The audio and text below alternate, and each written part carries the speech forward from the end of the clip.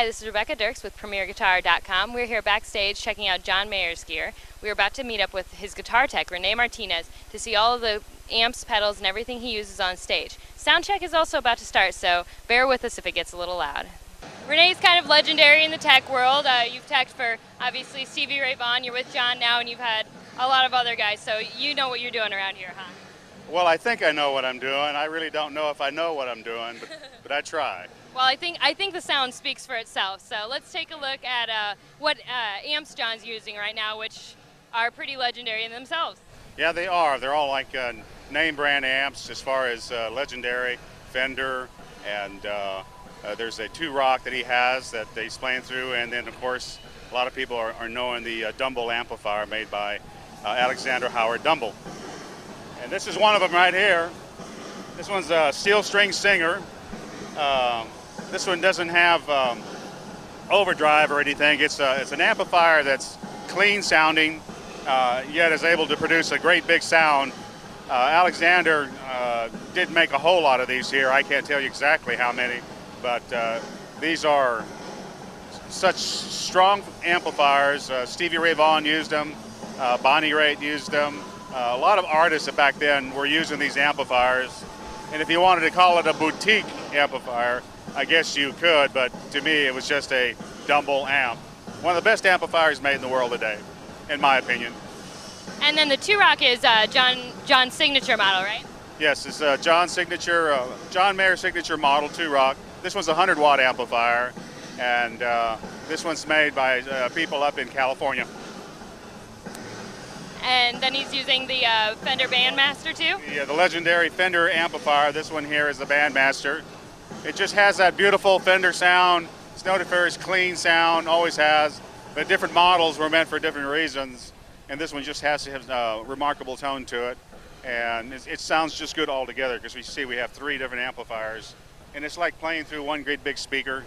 It just makes it, it's not like going for loud. That's not the idea. The idea is that one amplifier sounds good at a certain volume, tone control, or EQ as they call it today, and the same thing with the Two-Rock and the same thing with the Dumble, but they all together, put together, will give you more volume because there's three amplifiers on, obviously, but the tone is the most important thing, and that's what makes it sound good. And are there any these special cabinets at all that we're using? These speakers here, they call them Alessandro cabinets. They're hardwood cabinets. There's nothing real special about the speakers. They're Celestion speakers on the inside. They're open back, which means that the back of it is open. You can actually see the speaker. This is what we call a Bradshaw system, and what it is, it's a system that houses pedals or effects so that he can turn them on and off when he wants to, or have a combination of them on and off when he wants to. These drawers just slide out, and they house all of the pedals that he wants to use, and they're always on. They're never off. If they're off, then they won't be employed. So as you can see, all the red lights indicating that the power is on is there. And then from here, it hooks up to a pedal which comes down to the floor, and it comes all the way out, and it hooks up to the controller, as they call it. In essence, this is a pedal that turns all of the effects on or off. All the pedals that are in the rack are on here, and if the light is on, that means that one pedal is engaged or is coming through the system. So if this one is off, when you turn it on, then that pedal is in effect. You can hear it through the amplifier when you're playing the guitar. But this one has a memory in it, so what happens is that right now it's set to one setting. So this is what we call one setting, preset 1, or go to preset 2, and when you press that, I don't know if you noticed, another light came on, which means that that one is engaged, or those two pedals are engaged. And then again, for another one, and so forth and so forth. So when you want to go back and forth, you just hit this one button, and it turns all those pedals on, 1, 2, 3 on there, and then back again to the other one. And that would be for, you can see the number 1 on there. This has banks on it. In other words, it scrolls. You can see the numbers as I push the foot to a different bank, which like would be for a different song. And we have those, I have them taped down on the set list down on the floor, and it has that number, like number 9, besides that one song. So when he's going to play that song, he'll go to bank 9, if it's bank 9, and then he has all the presets to go with it when he's employing different places in the song, like a lead, or he's going through a certain part of the song where he has one effect on and off, and he can always go back to the original settings.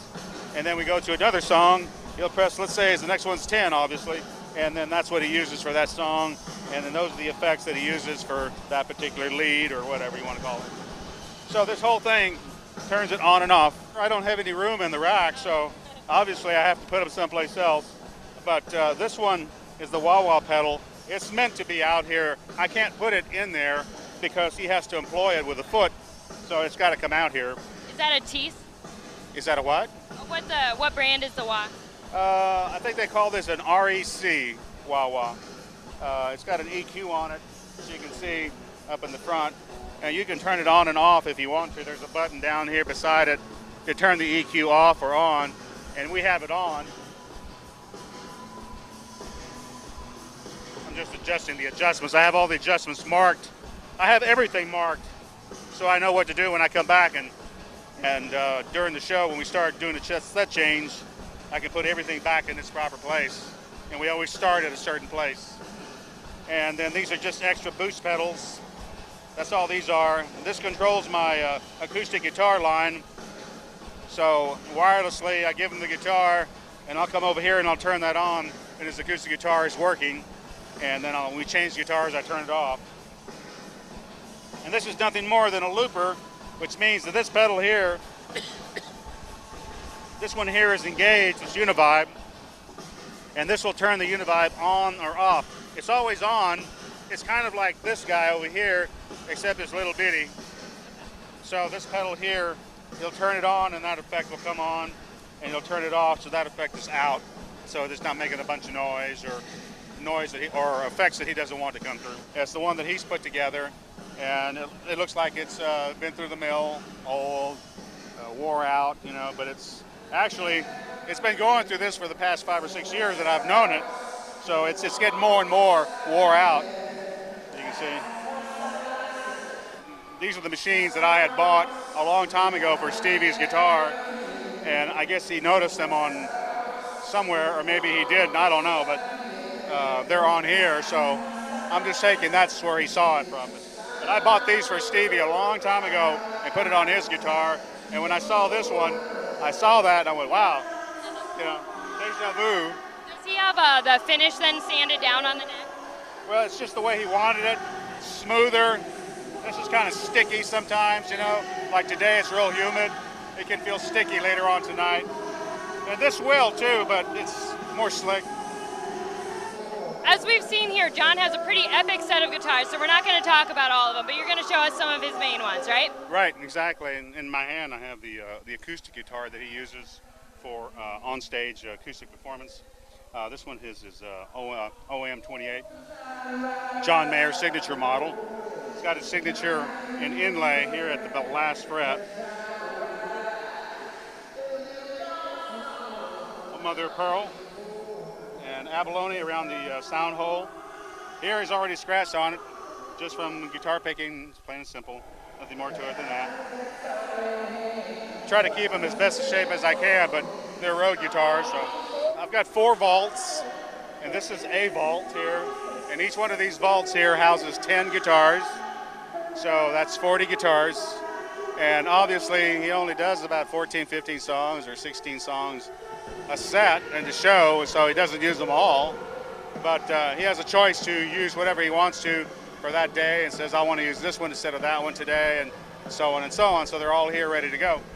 Each one of these guitars here in this first vault we'll use for every song, or that particular song. Okay. So that gets used for a song, that gets used for a song, that one will probably get used for one, that's for one song, that's for one song, that's for one song, that's for one song, that's for one song, and that's for one song too. The black guitar out there that you saw will probably go for 2 songs, maybe 3, depending on what he's going to want to play.